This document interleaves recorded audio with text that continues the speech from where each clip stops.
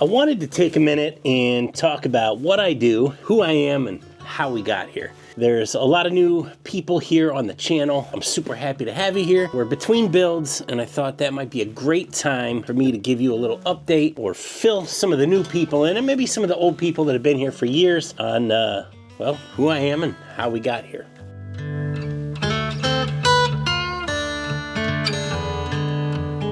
Pretty awesome little heater here. It is, well, winter, obviously. I don't know if you guys can see in the camera, but it has been like negative 5-6 degrees for days. Today it's like 21, 22. It's supposed to be up to 40 this weekend, but pretty excited about that.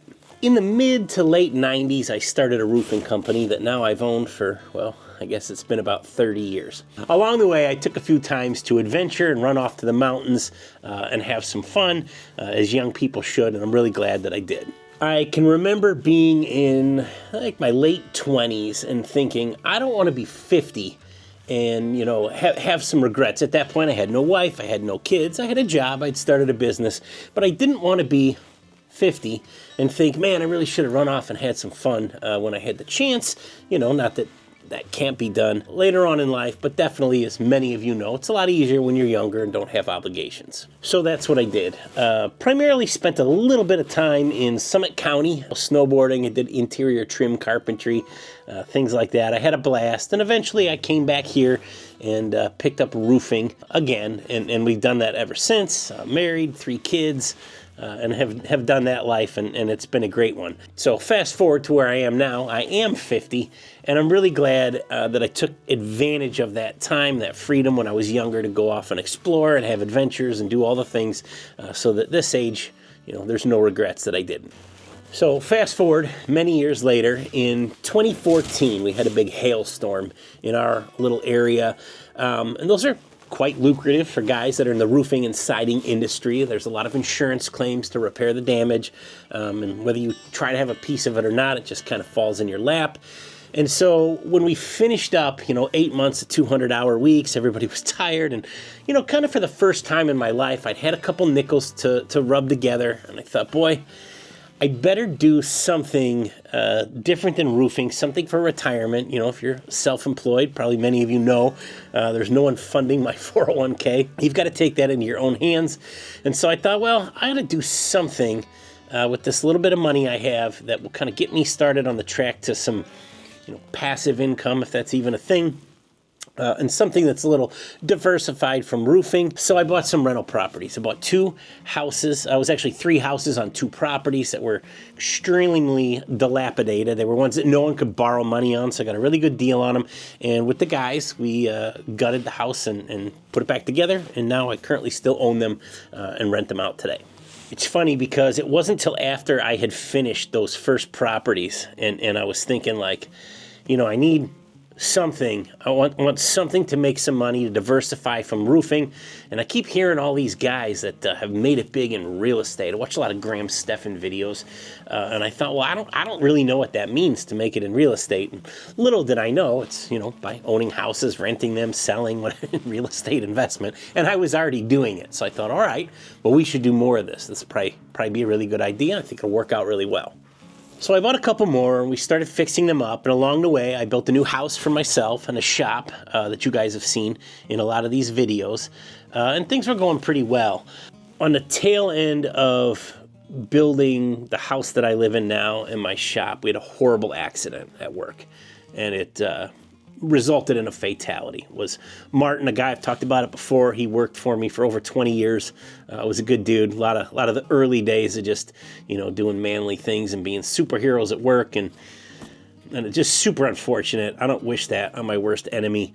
It definitely, I hate to say it, slowed down my plan to retirement because it became very unimportant at that point. You know, and OSHA negotiations and lawsuits and all kinds of just awful things that, you know, you just want to turtle up and quit going to work, all happened. And it took 4 or 5 years to get through most of that. But we did. We made it through. We didn't lose the business, didn't lose my house, any of those things. Really had some good help, some good mentors in my life that helped me both with not just the legality of it and the business end of things, but just the mental and emotional stress of losing a good friend, and it took a lot of years to get done with all the other horrible things that come with it, just so you could mourn that loss. It really took a lot of time, and, I still carry a lot of it with me, as one would expect.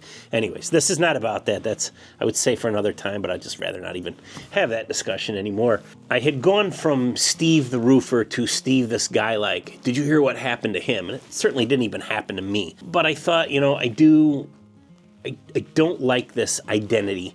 I don't like any of us that, go to work every day and wind up with a label by your occupation. Jobs seem like this thing that we do from, maybe 20 to 65, 70, whatever it is. It's a long time when I say that out loud, but it's what you do during the day. It tends to define us, especially when you are the main income provider for your family. That kind of becomes your identity.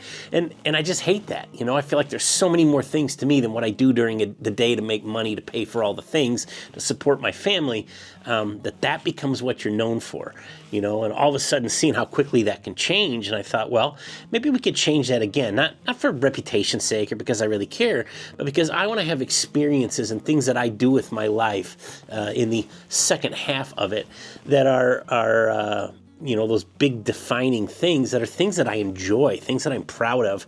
Not to say I'm not proud of the business I've started and the multiple families that it supports, but it is definitely not something that I wake up every morning after 30 years here and just can't wait to get at it again. We started looking for things. It's kind of what led me to starting to make some YouTube videos and do some of that things, just kind of drown out the obligations with things that I enjoy doing more. One of the early things that I tried, just a kind of healing process. A lot of the things I want to do, they are an investment, things that could have a future. They necessarily need to make a ton of money, especially not right now. But one of the houses I bought this house that was built in like 1860, really old house. It was completely gutted. I paid $18,000 for it. And I would say we gutted it, but it was already gutted. And we remodeled it and we turned it into an escape room. It was a ton of fun. I had a lot of fun running it. My son worked there.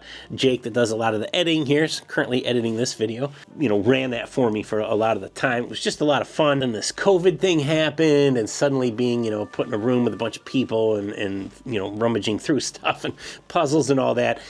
State of Illinois said that we had to close it down. Would have had to been permanent, but at that point, it wasn't a huge money maker. It was just kind of a fun thing we did. And to have it sit, we wound up renting it out on Airbnb. It's kind of this quirky, goofy looking house. I made it into a 2-flat, and the front 2-bedroom section of the house we rented on Airbnb, and the back was a studio apartment. The woman that lived there became a co-host, and she would watch the calendar and help me take care of it, keep it clean and all that. And I had a lot of fun doing that as well. It became hard to depend on someone to keep that clean. And we had a few people that would show up and the beds weren't made and things I had to run over. I wound up doing it with my wife a lot, and making beds and cleaning is not my jam. It's not really what I signed up for, but it was a good experience to say this was fun enough. Like the escape room itself, anyone that ever came there and played in our escape rooms left with a big smile on their face. They all had fun. There's an occasional grumpy person here and there, but for the most part, people were out for a night out with their families. It was just a great environment. It was healthy fun, and I have a lot of good memories from that. And with the Airbnb as well, the people that would come and stay there really enjoyed it and said, this place is really unique. It's really neat. And this is in the middle of nowhere in our little town. There's nothing, we got a couple bars, a nice barbecue restaurant. There's really not much to do.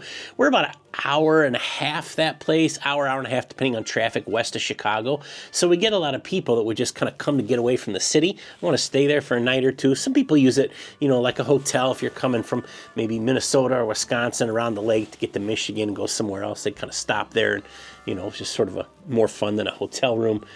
But I had a blast, and I thought, man, both the escape room and this kind of Airbnb, it's a long-term rental now. Some families that live in there. An investment, good investment, makes money like the rest of the rentals, but not nearly as much fun as it was running it as an escape room or even as Airbnb. And so I thought, well, all right, I'm not really done with this investment portfolio. We got to keep going somewhere else. COVID thing was getting a little goofy. We had to figure out, I guess it was kind of at the same time. We had been coming to this area in Kentucky by the River Gorge in Slade, Kentucky, renting cabins. cabins. And we love coming here with my family. We like to go hiking, my wife and kids, friends of ours, just had a lot of fun doing that. And we kept saying, well, we should someday buy some land and build our own cabin. Yeah, but we need to try some other areas and see if there's anything, you know, out there that we like just as much or better or whatever. And we just didn't. We just kept coming back here. For 15 years, we kept coming back here.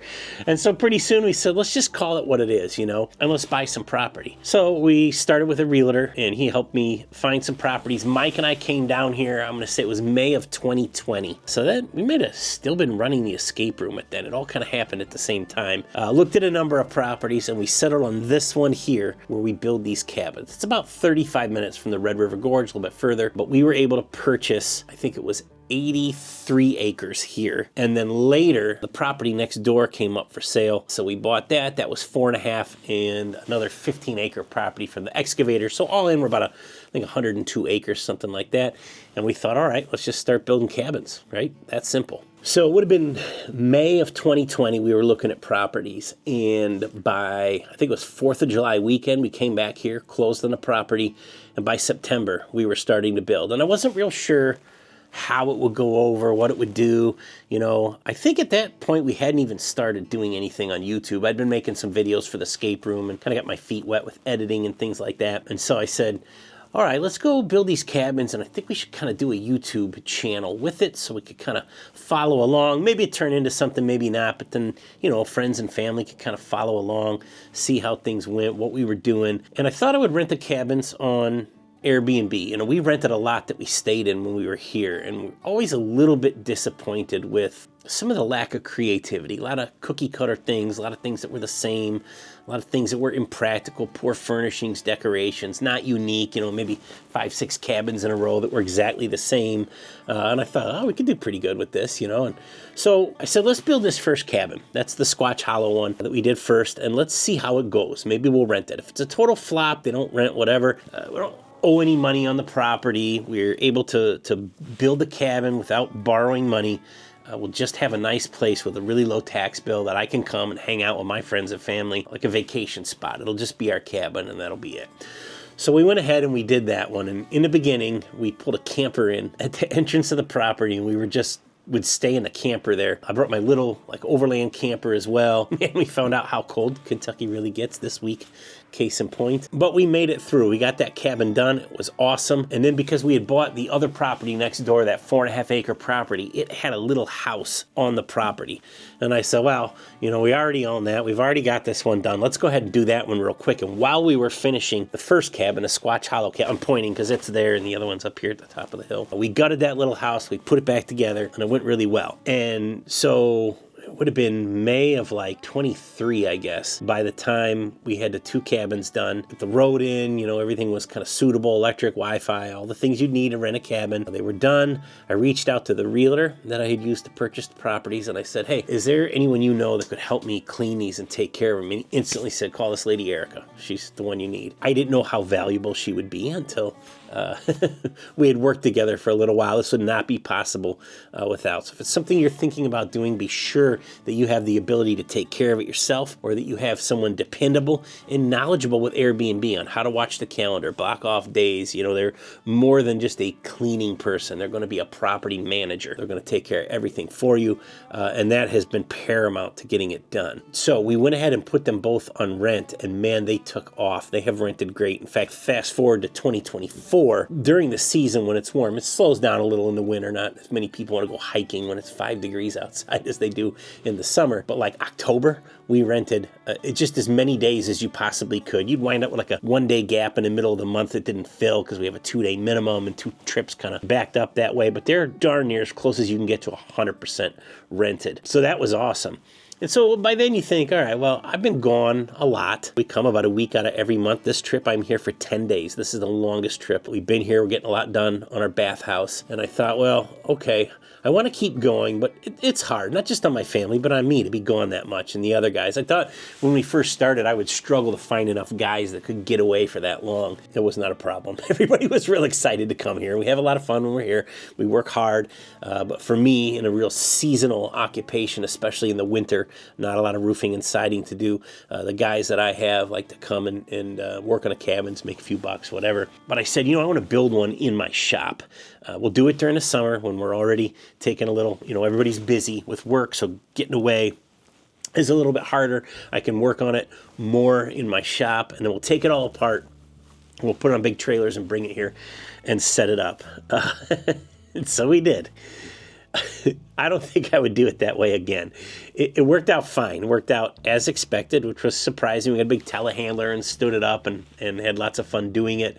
Lots of fun making videos, things like that. But at the end of the day, it didn't save us a dime. And I don't think it really saved any time either. I spent some time in my barn building it, but the amount of time it took to take it apart and the way you have to build it to do so and then haul it here, put it all back together, rent equipment that I wouldn't have needed otherwise, I think it took just as long and probably cost more. But hindsight is 2020, live and learn. It was definitely a fun experience, and I should bring up that that's kind of what this is about. This is an investment. This is my retirement. I'm sitting right now in a third cabin. This deck and outdoor kitchen was kind of an afterthought that we put on here, and these will rent, and they currently make about $3,000 a month each during the season. Obviously a little less. I think this one will probably winterize and shut it down in the winter, but it makes good money. There are easier ways to make this amount of money. It's a very hard way to fund your retirement. Never been afraid of hard work. It's a lot of fun. We have a blast. I have the proper skill set, guys. It fits my creative needs. The YouTube component is fun. This is right for me, but there are easier ways to get this done, that's for sure. So I guess that kind of brings us to now. We are working on our fourth build. It'll be kind of a bathhouse for some of the cabins that don't have full bathrooms or laundry facility.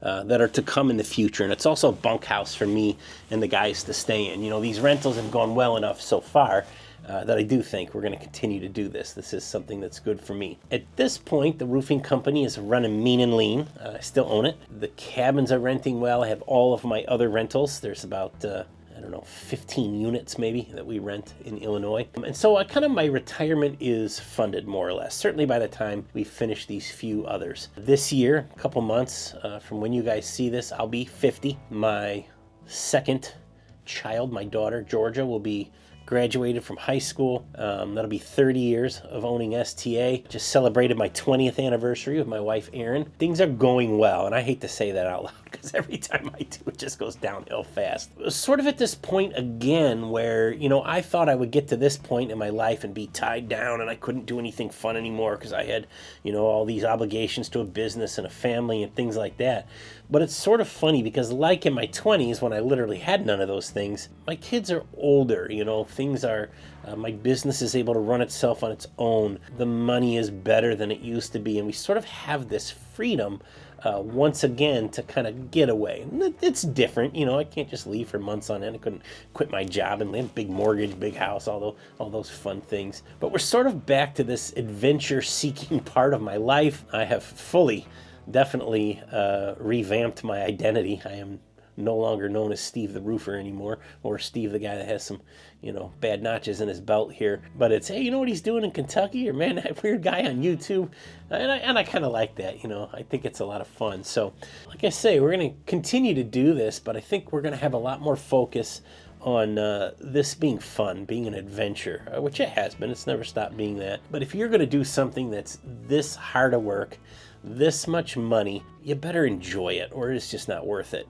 And I know we watch all these YouTube videos, all these off-grid videos and people out doing all these cool things. And, I think most of those people like me, if you really saw what was going on in those things, it's not quite as romantic or sexy as it seems like it is. It's a lot of hard work and a lot of money, where you have people in different situations. But, I think we also kind of get to like where this kind of lifestyle, if I'm running off to the woods, which there's no place I'd rather be, to build these cabins, do these things, kind of becomes the norm. Like, oh, everyone does that. We could all do that. And certainly all could. To be able to do this is a privilege for me. It's a privilege that my family allows me the freedom to do it. My job does, my financial situation, all of these things. I'm very fortunate. And I've worked hard to make that as it is. It is not a mistake. It is not lucky. And fortunate is probably a loose term for it. But I don't take it for granted. The cool factor of this, how much I enjoy it, how few people can actually do something like this in their life. When I Can't do it anymore. I will lay on my deathbed and think, boy, we didn't leave much on the table. You know, we lived a full life. I'm proud of that, but it is definitely not lost on me how special what we're doing is. And I hope you guys realize that too. And I'm happy to share it with you because I realized, I think it was Daniel Arms I watched one time. They do homesteading, things like that, if you ever watch his channel, talking about maybe people watching aren't necessarily people that do or even interested in what he does. They enjoy watching him, but it might be a lot of people that are unable to and wish they could, whether it's from age, economic status, you know, disabilities, things like that, but that they might be watching at home to kind of witness and experience this vicariously through you. That's kind of a responsibility I don't take lightly. You know, these YouTube videos are kind of goofy things that I like to do, but it's kind of a big deal to me. Really appreciate you guys watching, and I'll do my best to make it entertaining. This video is probably droning on for half an hour now, but that's my promise to you, to make this something that you guys enjoy to watch as best I can, to bring you along with, and I don't think we're stopping anytime soon. Like I say, I got this bathhouse to finish, 2 more after that, and then I'd like to look for a piece of property that I can spend a little more time on with my family that we don't rent out. At that point, we don't have the need for the investment anymore. So I'd like to build a little farmhouse for my wife and I and the kids. Our youngest, London, has autism. She will probably be with us for quite a bit of her adult life. And my other 2 kids might as well, but that's just fine. We're looking forward to that. I like a place for us to hang out and spend some time as a family, not worry about, you know, who's broke what and did what, and, you know, can't leave stuff here because it's gone. So anyways, I'm rambling on. All this to say, I really appreciate your watching. I appreciate all the new subscribers and new viewers. Go back and watch some of the old videos and get caught up if you haven't already. We'll make some more, and I hope you'll come watch them with us. Thanks.